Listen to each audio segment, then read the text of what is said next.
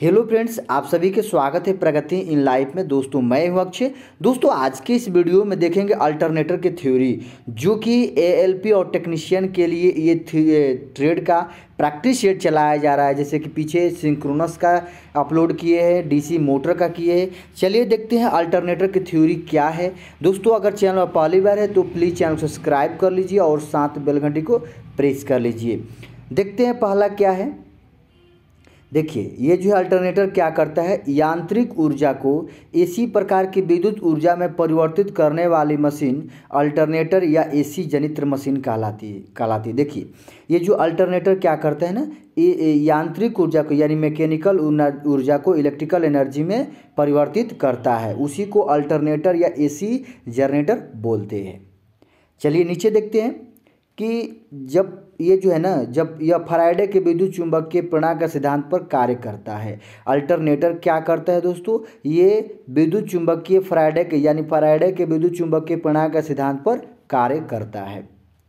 जब किसी चालक एवं चुंबकीय क्षेत्र के बीच सापेक्ष गति के कारण चुंबकीय बल रेखाओं का छेदन होता है तो उस चालक में विद्युत वाहक बल उत्पन्न होता है, यानी ईएमएफ, इलेक्ट्रोमोटिव फोर्स उत्पन्न कैसे होता है कि किसी चालक एवं चुंबकीय क्षेत्र के बीच सापेक्ष जो गति के कारण चुंबकीय बल रेखाओं का छेदन होता है तो उसमें एक बल उत्पन्न होता है। कौन सा होता है? ईएमएफ, यानी विद्युत वाहक बल।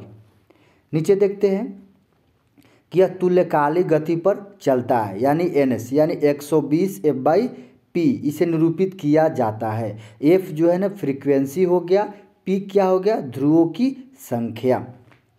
नीचे दिया गया है कि इसकी संरचना लगभग दिष्ट धारा जनित्र के समान होती है, लेकिन इसमें प्रत्यावर्ती धारा को प्राप्त करने के लिए दिक् परिवर्तक के स्थान पर स्लिप रिंग लगाए जाते हैं। देखिए यहाँ जो है ना स्लिप रिंग लगा हुआ है, क्योंकि ये डीसी जनित्र के समान है, लेकिन दिक् परिवर्तन यानी कम्यूटेटर के जगह पर स्लिप रिंग लगाया गया है। क्यों लगाया गया है? एसी प्राप्त करने के लिए।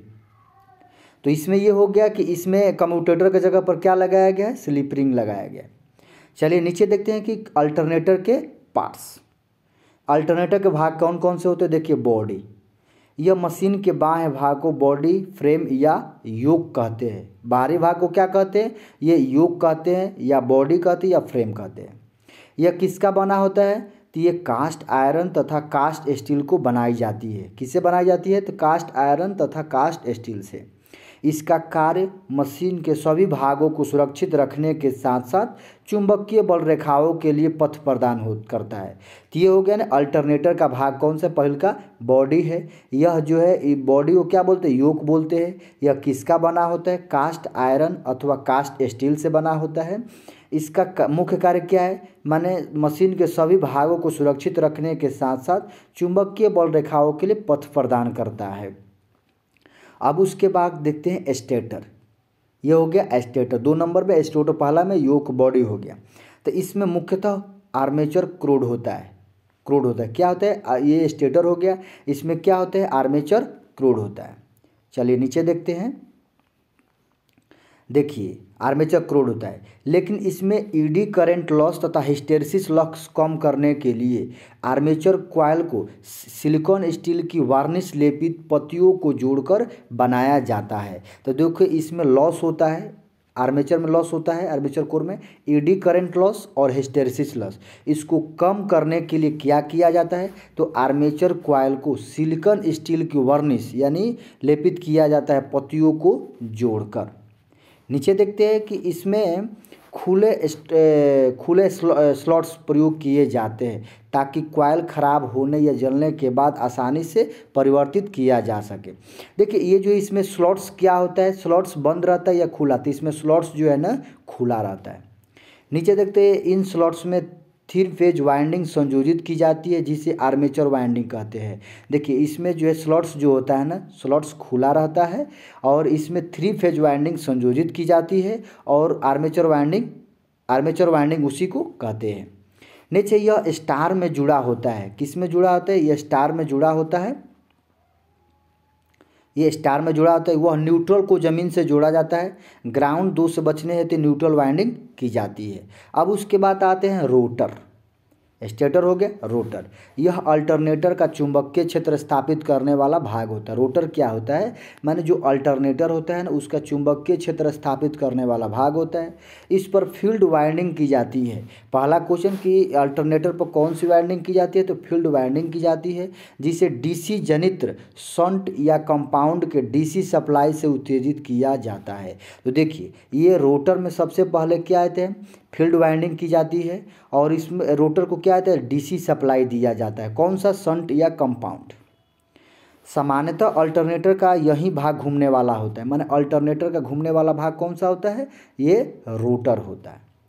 नेक्स्ट है कि अल्टरनेटर के घूर्णन में 2 स्लिप रिंग होते हैं। तो देखिए अल्टरनेटर में कितने स्लिप रिंग होते हैं घूर्णन में, तो 2 स्लिप रिंग होते हैं, क्योंकि रोटर को डीसी एक्साइटेंस प्रदान किया जाता है। यह मुख्यतः 2 प्रकार के होते हैं। रोटर कितने प्रकार के होते हैं, 2 प्रकार के होते हैं। तो ये हो गया ना, पहला है उभरे हुए ध्रुव प्रारूपी रोटर यानी सेलिएंट पोल रोटर। देख लीजिए सेलिएंट पोल रोटर है। इसका मुख्य कार्य क्या है, पहले सेलिएंट पोल रोटर का लो स्पीड होता है, डीजल प्राइम मूवर होता है, हाइड्रो सिस्टम होता है।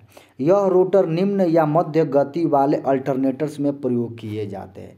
पहला नंबर तो सेलिएंट पोल रोटर जो है ना, यह निम्न या मध्य गति वाले अल्टरनेटर में प्रयोग किए जाते हैं। यह व्यास में बड़े और अक्षीय लंबाई में छोटे होते हैं। इसमें पोल्स कितने होते हैं, 6 से 40 यानी 6 से 40 पोल्स पाए जाते हैं इसमें।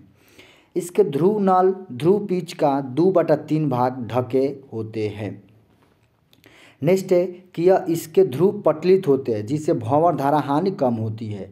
देखिए ये जो सेलिएंट पोल में ना, सेलिएंट पोल टाइप रोटर में ध्रुव पटलित होते हैं, किस लिए, क्योंकि इसमें भंवर धारा हानि कम होती है। इसका प्रयोग diesel prime mover hydro alternators में किया जाता है। मैंने सेलिएंट पोल टाइप का प्रयोग कहाँ किया जाता है, डीजल प्राइम मूवर में, हाइड्रो अल्टरनेटर्स में किया जाता है। यह गति करते समय अधिक शोर पैदा करता है, यानी ज़्यादा कंपन करता है। सेलिएंट टाइप रोटर जो है ना, गति करते समय अधिक शोर पैदा करता है। इसका आरपीएम कितना से कितना तक होता है, तो 125 आरपीएम से 400 आरपीएम तक होता है। चलिए नेक्स्ट देखते हैं।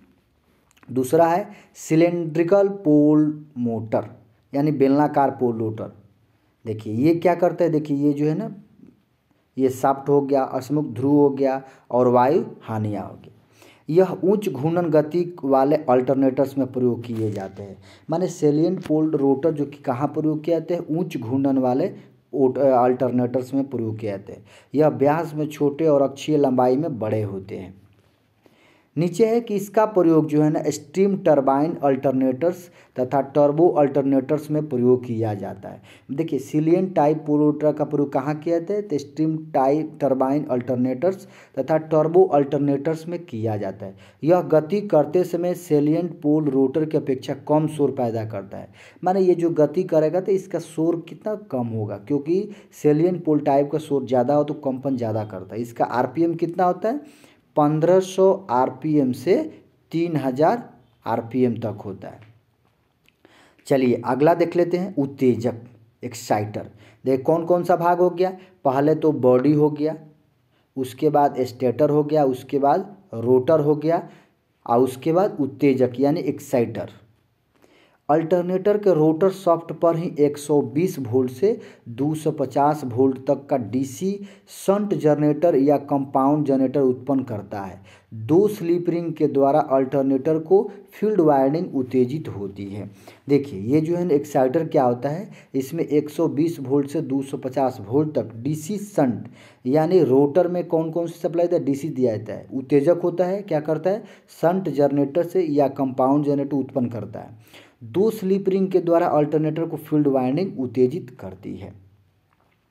अब नीचे देखते हैं कि अल्टरनेटर द्वारा प्रेरित विद्युत वाहक बल की आवृत्ति यानी ईएमएफ कैसे निकालते हैं। देखिए किसी अल्टरनेटर में प्रेरित होने वाले विद्युत वाहक बल की आवृत्ति फील्ड पोल की संख्या तथा रोटर के घूर्णन गति के अनुक्रमानुपाती होती है। F = P/N/120 हो गया। F क्या हो गया, विद्युत वाहक बल की आवृत्ति हर्ट्ज में, पोल क्या हो गया, पोलों की संख्या हो गई, और पी हो गया। एन क्या होगा, रोटर की घूर्णन गति यानी आरपीएम में। तो देखिए एन इजिकल टू क्या होता है 120 एफ बटा पी हो गया। इसमें अगर एफ निकालना है तो एन पी बटा 120 हो गया, ऐसे निकालते हैं। चलिए नेक्स्ट क्वेश्चन, नेक्स्ट देखते हैं कि अल्टरनेटर का वर्गीकरण, माने घूमने वाला भाग के आधार पर। देखो रोटेटिंग आर्मेचर अल्टरनेटर, माने रोटेटिंग आर्मेचर अल्टरनेटर, यह इसमें फील्ड वाइंडिंग स्थिर होती है तथा आर्मेचर घूमता है। क्या है तो देखिए घूमने वाले भाग के आधार में क्या होता है, इसमें जो फील्ड वाइंडिंग हो रहती है ना वो स्थिर रहती है, और आर्मेचर क्या करता है उसमें घूमता है। हम नीचे देखते हैं, देखिए आर्मेचर वाइंडिंग में पैदा विद्युत वाहक बल स्लिप रिंग की सहायता से बाह्य परिपथ को दिया जाता है। देखिए जो आर्मेचर वाइंडिंग में पैदा होता है विद्युत वाहक बल, तो स्लिप रिंग की सहायता से बाह्य परिपथ को दिया जाता है ना, आउटपुट दिया जाता है। इसका उपयोग कम शक्ति वाले अल्टरनेटर के रूप में प्रयोग किया जाता है। नीचे देखते हैं कि रोटेटिंग फील्ड अल्टरनेटर, माने इसमें चुंबकीय क्षेत्र स्थिर आर्मेचर के मध्य घूमता है। क्या करता है, रोटेटिंग में जो है ना चुंबकीय क्षेत्र स्थिर होता है, आर्मेचर के मध्य घूमता है। उसमें रोटर वाइंडिंग के द्वारा चुंबकीय क्षेत्र स्थापित करने के लिए केवल 2 स्लिप रिंग के द्वारा डीसी की आवश्यकता होती है। नीचे देखते हैं कि रोटेटिंग फील्ड प्रयोग करने के लाभ, कौन कौन सा लाभ होता है। इसके लिए केवल 2 स्लिप रिंग की आवश्यकता होती है। स्टेटर में अधिक चालक स्थापित किए जा सकते हैं तथा आर्मेचर वाइंडिंग टूटने का खतरा नहीं होता है। आर्मेचर का स्लाइडिंग युक्ति नहीं होने के कारण स्पार्किंग नहीं होती और मशीन की दक्षता बढ़ जाती है अगर रोटेटिंग फील्ड का प्रयोग करते हैं। रोटर हल्का होने के कारण उसको अधिक गति से घुमा सकते हैं। नीचे देखते हैं कि फेज की संख्या के आधार पर, देखिए single phase alternator, polyphase alternator. देखिए सिंगल फेज अल्टरनेटर में क्या होता है, ये अल्टरनेटर आकार में छोटे होते हैं। अगर सिंगल फेज वाला अल्टरनेटर होता है तो ये आकार में छोटा होता है। इनमें एक तार फेज के रूप में होता है, एक तार न्यूट्रल के रूप में होता है। फेज और न्यूट्रल सिंगल फेज में यह अल्टरनेटर 650 वोल्ट तक कार्य करता है। सिंगल फेज अल्टरनेटर जो है ना कितना वोल्ट तक काम करता है, 650 वोल्ट तक। नीचे देखते हैं कि पॉलीफेज अल्टरनेटर, इसमें 3 फेज की वाइंडिंग एक दूसरे से 120 डिग्री पर स्थापित किया जाता है। देखिए आर वाई बी, ये जो है ना 3 फेज है, इसका एक दूसरे से कितना डिग्री पर रहता है, 120 डिग्री पर। 3 फेज तीनों वाइंडिंग के एक सिरे को जोड़कर स्टार या डेल्टा फॉर्म बना सकते हैं। देखिए अगर इसके तीनों सिरों को जोड़ देंगे एक सिरे को तो उसको स्टार या डेल्टा फॉर्म में उसको बना सकते हैं। ये उच्च वोल्टता वाली धारा जनित्र करता है, इसके द्वारा अधिक शक्ति जनित्र किया जा सकता है। नेक्स्ट क्वेश्चन है कि पिच कुंडल या कुंडलन विस्तार, इसकी सॉफ्ट पिच कॉइल में उत्पन्न विद्युत वाहक बल एम्पूल पिच कॉइल में उत्पन्न विद्युत वाहक बल के वर्ग पिच कहलाता है। हम नीचे देख लेते हैं इसका क्या है। देखिए आप देखते हैं अल्टरनेटर की क्षतियाँ यानी लॉसेस ऑफ एन अल्टरनेटर, इसमें भी वही क्षतियाँ होती है जो डीसी जनरेटर में होती है। इसमें कौन कौन सी क्षतियाँ हैं, देखिए कॉपर लॉस, मैकेनिकल लॉस और आयरन लॉस। तो कॉपर लॉस, देखिए एक कॉपर लॉस जो है ना स्टेटर फील्ड क्षति और रोटर फील्ड क्षति। तो ये आई एस जो है स्टेटर धारा हो गया, उसके बाद आर एस जो है स्टेटर प्रतिरोध हो गया, आई आर जो है ना रोटर धारा हो गया और ये जो रोटर प्रतिरोध हो गया। ये ताम्र क्षति हो गया। यांत्रिक क्षति, अल्टरनेटर में घूमने वाले भाग के कारण वायु के घर्षण से, वेयरिंग के घर्षण से, ब्रूस के स्लिपरिंग पर घर्षण से होने वाली क्षति यांत्रिक क्षति कहलाती है। तो ये हो गया ताम्र क्षति स्टेटर और रोटर में होती है।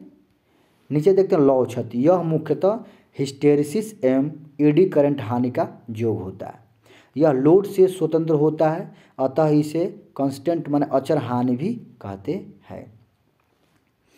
नीचे है कि नोट में दिया गया है कि आर्मेचर हानि प्लस सीरीज फील्ड हानि से प्रवर्तक में अस्थिर हानि का पता चलता है। प्रवर्तक की दक्षता निर्गत यानी आउटपुट बाटा इनपुट इंटू 100 होता है। यानी अल्टरनेटर की दक्षता क्या होती है, दक्षता बराबर आउटपुट बाटा इनपुट इंटू 100 होता है। से निकालते हैं। देखो प्रत्यावर्तक की दक्षता ज्ञात करने के उनमें होने वाली हानियों को ज्ञात करना आवश्यक है। अल्टरनेटर में होने वाले हंटिंग को रोकने के लिए निम्न 3 विधियाँ हैं। देखिए अल्टरनेटर में कितनी देखो हंटिंग हानियाँ होती है ना, जैसे कि भारी गति वाले पहियों का प्रयोग करके, इंजन नियंत्रणों पर कम रोक का प्रयोग करके, क्षेत्र के चारों ओर पिंजरा प्रारूपी कुंडल की जाए। अगर हंटिंग ज़्यादा कंपन कर रहा है उसको रोकने का ये 3 विधि है। चलिए नीचे देखते हैं। तुल्यकाल घूर्णन टीएस हो गया, एनएस जो है ना तुल्यकालिक गति हो गया, सिंक्रोनस स्पीड हो गया, और पीएस तुल्यकालिक शक्ति यानी पावर हो गया। आउटपुट शक्ति बराबर की दिया गया है, देख लीजिए सूत्र है। जब भार कोण 90 डिग्री पर होती है तो प्रत्यावर्तक को अभितक शक्ति प्रदान होता है। कुछ महत्वपूर्ण तथ्य देख लेते हैं कि जब कोई कुंडली चुंबकीय फ्लक्स का समकोण पर छेदन करते हैं तो उसमें पैदा होने वाली विद्युत वाहक बल अधिकतम होता है। नेक्स्ट है अल्टरनेटर के आउटपुट केवीए यानी किलो वोल्ट एम्पियर या एमवीए में होता है, मेगा वोल्ट एम्पियर में व्यक्त किया जाता है। यानी इसकी दक्षता जो है ना व्यक्त के आउटपुट किस में केवीए यानी मेगा एमवीए में। अल्टरनेटर की आउटपुट फ्रीक्वेंसी को नियत रखने के लिए प्राइम मूवर की घूर्णन गति को समायोजित किया जाता है। हंटिंग या फेज स्विंगिंग दोष के निवारण के रोटर में डैम्पर वाइंडिंग किया जाता है। देखिए अगर हंटिंग दोष या फेज स्विंगिंग दोष को दूर करने के लिए डैम्पर वाइंडिंग किया जाता है। बड़े अल्टरनेटर के शीतलन में वायु हानियाँ का प्रयोग किया जाता है। नेक्स्ट है कि घूर्णन अल्टरनेटर के आर्मेचर में स्लिप रिंग की एसी धारा प्राप्त की जाती है।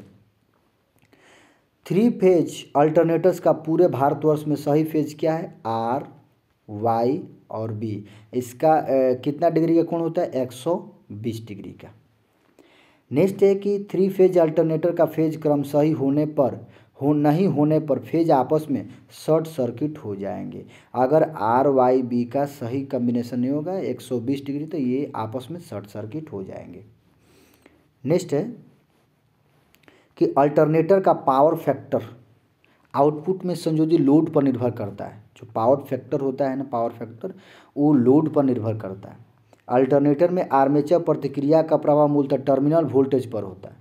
जब अल्टरनेटर आगे बढ़ते हुए पावर फैक्टर पर कार्य करता है तो उसका अत्यधिक उत्तेजित कहलाता है।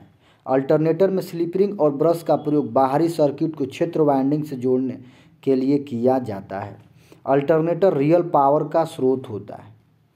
नेक्स्ट है कि एक जनरेटर पर त्रिकला टर्मिनल दोष के दौरान स्थिर अवस्था दोष तुल्यकालिक प्रतिघात द्वारा सीमित किया जाता है। डीजल जनरेटर को ओवर स्पीड से सुरक्षा हेतु गवर्नर का प्रयोग करते हैं।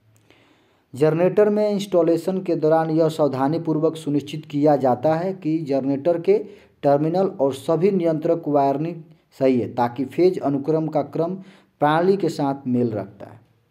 नेक्स्ट दिया गया है किसी अल्टरनेटर द्वारा उत्पन्न आउटपुट वोल्टेज का वेव फॉर्म सिनुसॉइडल वेव होती है।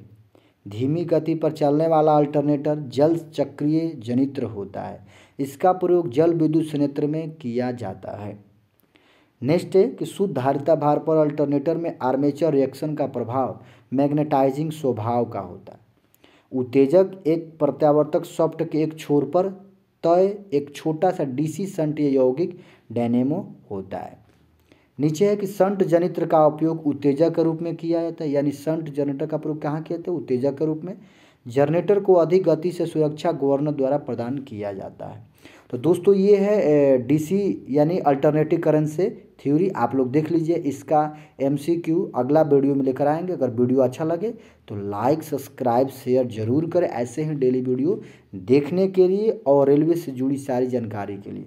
जय हिंद, वंदे मातरम।